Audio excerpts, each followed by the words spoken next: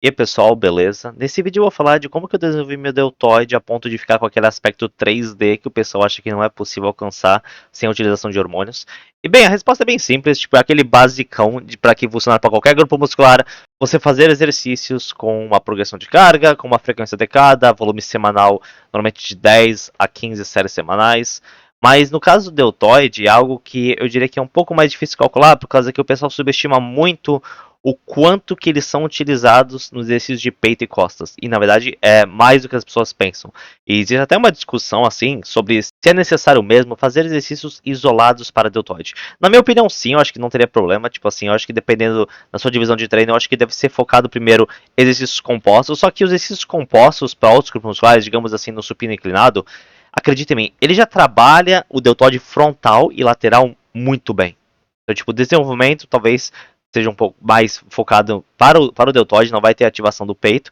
Então, desenvolvimento também é uma boa opção. Mas quando você já faz exercícios como crucifixo, supino, crossover, qualquer exercício para peito, praticamente você não tem como treinar peito sem utilizar o deltoide. Tipo, é impossível. Então, aí fica naquela discussão se você vai contabilizar esse número de séries de peito para a parte do deltoide. Ou quando você for fazer costas, pega a parte posterior. Quando você faz barra fixa, remada curvada, acaba também pegando a parte posterior do deltoide.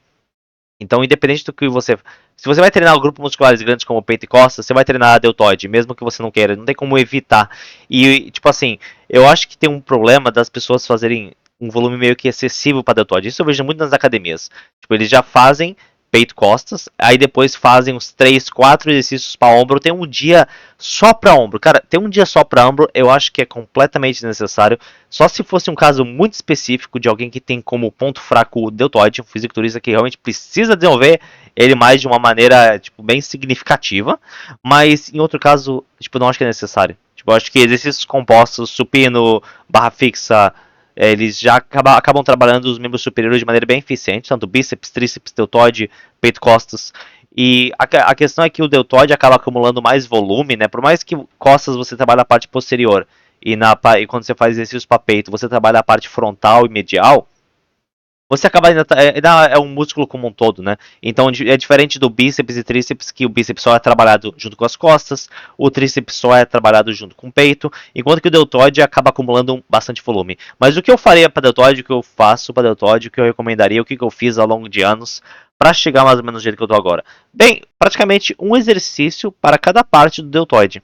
Tipo, desenvolvimento para focar na parte frontal, algumas vezes desenvolvimento com uma pegada mais fechada, porque aí vai ter uma ativação maior da parte frontal do que da parte lateral. Mas também, se você quiser fazer o desenvolvimento tradicional, tranquilo. Isso daí pode ser feito tanto numa máquina quanto com barra livre. Em relação a número de séries, bem, depende muito do quanto que você faz de peito e costas, né? Ou mais especificamente de desenvolvimento. Eu faço normalmente só no máximo 2 séries por treino de superior, que eu faço uma divisão superior e inferior.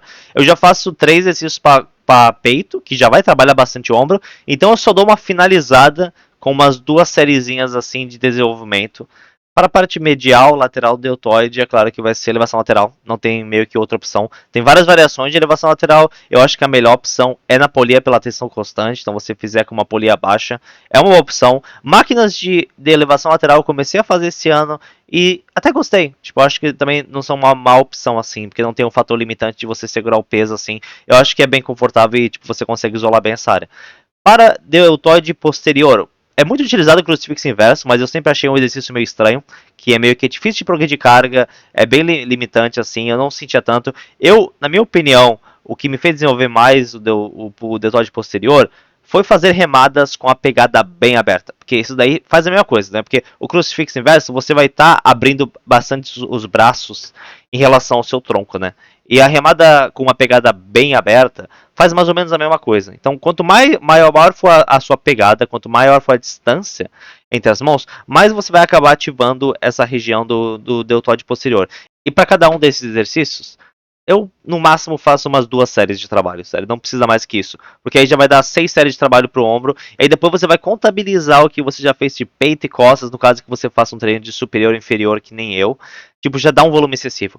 Então, na minha opinião, o que é mais eficiente para deltoide, o que foi para mim, é você apenas focar nos exercícios compostos de peito e costas e no final do treino, depois deles, você fizer apenas poucas séries e séries intensas, com uma boa progressão de carga, que você consiga trabalhar de maneira eficiente, mas não com volume excessivo. Eu acho que o maior erro que as pessoas cometem nos treinos de ombro, deltoide no caso, né, é volume excessivo. Muitas séries, tipo assim, muitos exercícios, sério, você não precisa de fazer mais de um exercício por porção de ombro, né?